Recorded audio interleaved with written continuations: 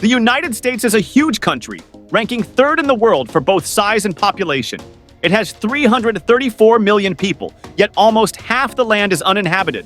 Surprisingly, more people live in New York City than in 9 other states combined. Why do so few Americans live in these empty, remote states, even though many have beautiful landscapes? Stay tuned to find out. If you'd like a video about the largest empty regions in the world, let's reach 500 likes. Before we begin, don't forget to like this video and subscribe to our channel for future updates. Let's get started. Number 9, Maine.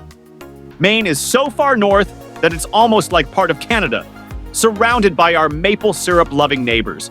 The scenery is stunning, with pine forests, glacial lakes, rocky coastlines, and moose.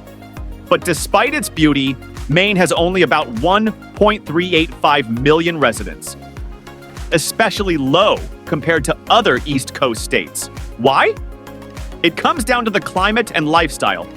Most people in Maine live in the southern part or along the coast, where farmland is better and winters are less harsh. The rest of Maine faces long, brutal winters that feel endless, making it tough for people to settle there. About 89% of the state is untouched forest, and there's little industry outside the populated areas.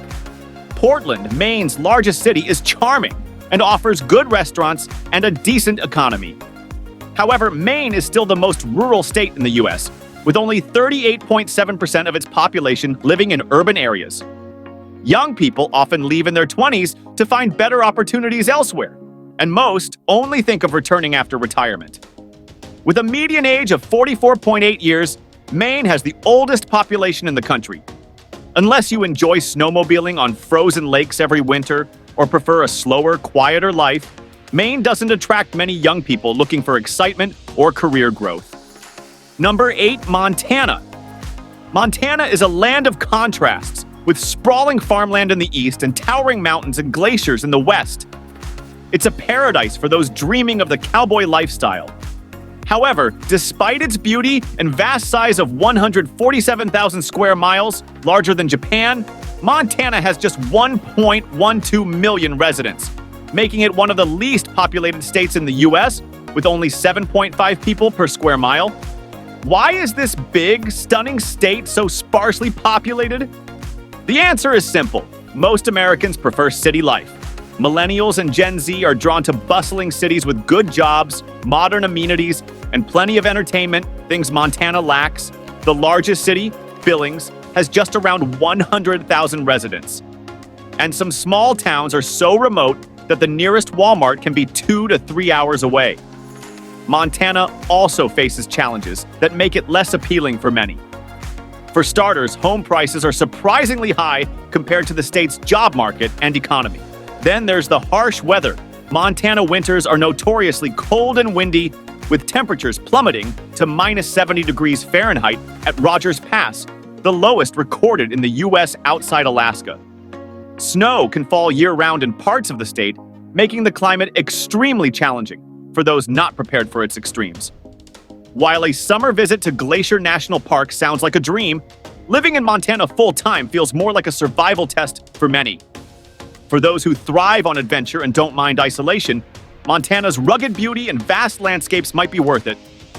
But for most, the combination of remote living, harsh winters, and lack of urban conveniences make this cowboy dream a tough sell.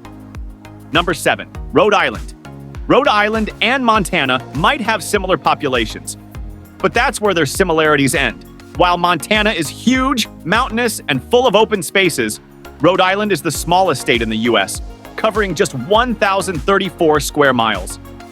It's coastal, flat, and densely packed, with around 1.1 million people living there. Unlike Montana's wide-open spaces, Rhode Island is the second most densely populated state, with 1,061 people per square mile. Most of its residents live in urban areas, mainly around the Providence metro region. Despite its charm, Rhode Island's population is slowly shrinking. One big reason is the high cost of living, which is now comparable to New York's. Additionally, many of Rhode Island's highlights are overshadowed by neighboring New England states that offer similar attractions, but often do it better. Number 6, Delaware. Delaware, while nearly double the size of Rhode Island at 1,948 square miles, is still one of the smallest states, about the size of Anchorage, Alaska.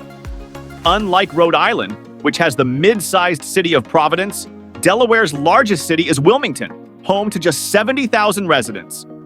Why doesn't Delaware have a major metropolis?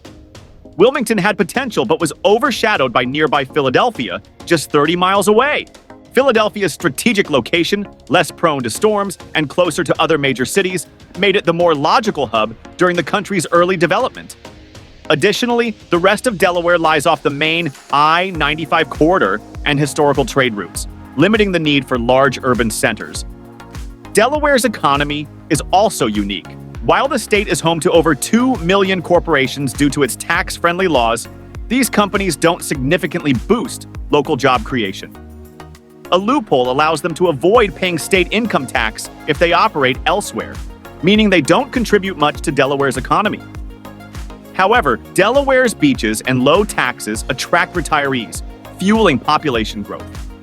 The state's population has reached 1.02 million and grew by 1.4% last year, showing that while it may lack large cities, it's still a popular place to live for those seeking a quieter lifestyle. Number 5, South Dakota. South Dakota is famous for Mount Rushmore, one of America's most iconic landmarks.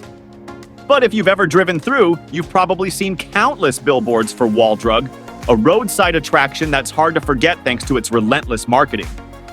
While Wall Drug may not live up to the hype, it highlights something important about South Dakota. It's remote, vast, and mostly empty. With a population of just 999,000, South Dakota is the 5th smallest state in both population and population density. To put that in perspective, the state is 17% larger than Florida in size but has fewer people than the city of Jacksonville. That emptiness is part of its charm, but also why it feels so isolated. Historically, states in the Great Plains, including South Dakota, didn't develop major urban centers. Their populations were largely rural, relying on agriculture and mining to sustain their economies. Even today, South Dakota is primarily made up of open fields and small towns.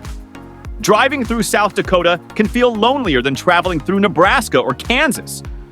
There are fewer houses, farms, and truck stops, making it clear just how sparsely populated this state really is. Despite its beauty, the vastness can leave you feeling a world away from everything. Number 4, North Dakota. North Dakota faces many of the same challenges as South Dakota, but on a larger scale. That's North Dakota, a state known for its freezing, dark winters, sweltering summers, and spring flash floods. It's no surprise that only about 780,000 people call this remote state home. Compared to South Dakota, North Dakota has harsher weather, less scenic beauty, and fewer economic opportunities. South Dakota's diversified economy, better tax laws, and slightly more tolerable climate make it a more appealing option. North Dakota, on the other hand, remains isolated from major urban centers, limiting access to supplies, services, and industries. Historically, settlers moving westward bypassed North Dakota to reach the coast, where the land was more fertile, resources were richer, and the weather was less extreme. Even though North Dakota offered cheap farmland in the late 1800s and early 1900s, many farmers chose the Canadian prairies instead. The nearby Aspen Parkland belt, just north of the border, provided better soil, more rain, and plenty of trees for settlement. To put its isolation in perspective, Winnipeg, a city just 70 miles north in Canada, has a population larger than the entire state of North Dakota. This highlights how sparsely populated and remote North Dakota really is. Number 3, Alaska. Alaska is the biggest state in the US by far. It's so huge that if you split it in half, either half would still be the largest state. With a total area of 665,000 square miles, it's an enormous landmass. But despite its size, most of it is hard to reach and isolated. To get to the nearest US city outside Alaska, you have to drive 2,200 miles through remote parts of Canada, a trip that takes around 40 hours. Within Alaska itself, towns can be hundreds of miles apart, and many of the largest communities can't be reached by car. The entire state has only about 16,000 miles of road, which is 5,000 miles less than Connecticut. and you could fit 120 Connecticut-sized states into Alaska. Known as the last frontier, Alaska is full of wild nature, where animals like grizzlies, moose, and wolves roam freely. The vast forests, coasts, mountains, and tundra cover an area bigger than Mongolia. However, this wilderness also comes with challenges. Only around 733,000 people live in Alaska, a state known for long, cold, dark winters, where temperatures can drop to negative 40 degrees Fahrenheit, and there are only a few hours of daylight each day. For comparison, Mongolia, which is the least populated country in the world, has 5.2 people per square mile. But Alaska's population density is even lower, just 1/4 of that. If you take away Anchorage, Alaska's largest city, the population density drops to just 0.5 people per square mile. This isolation contributes to Alaska having the highest violent crime rate and the most serial killers per capita in the US. The vast, empty land makes it easy to disappear. Living in Alaska is tough. While people do get paid extra to live there, everything is still more expensive, and the economy isn't great. Even though the outdoors and scenery are stunning, the high costs and harsh conditions make it a challenging place to live. Number 2, Vermont. When most people think of Vermont, they probably imagine charming farmhouses surrounded by colorful autumn leaves, with people waking up to the peaceful sounds of birds and flowing water. They might picture a warm breakfast with Vermont maple syrup. This image is not far from the truth. Although Vermont is the 6th smallest state by size, it is a rural paradise in every way. Only 38.9% of its residents live in cities.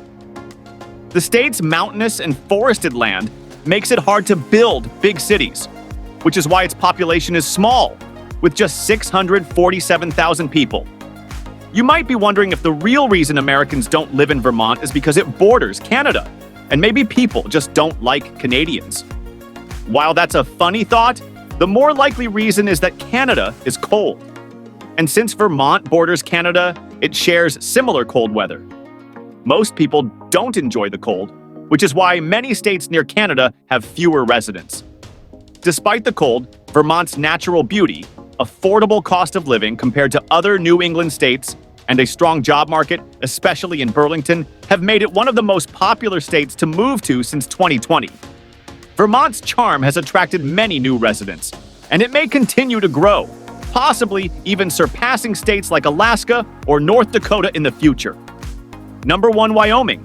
Unless you've been living in a cave or in Rock Springs, you've probably heard that very few people live in Wyoming.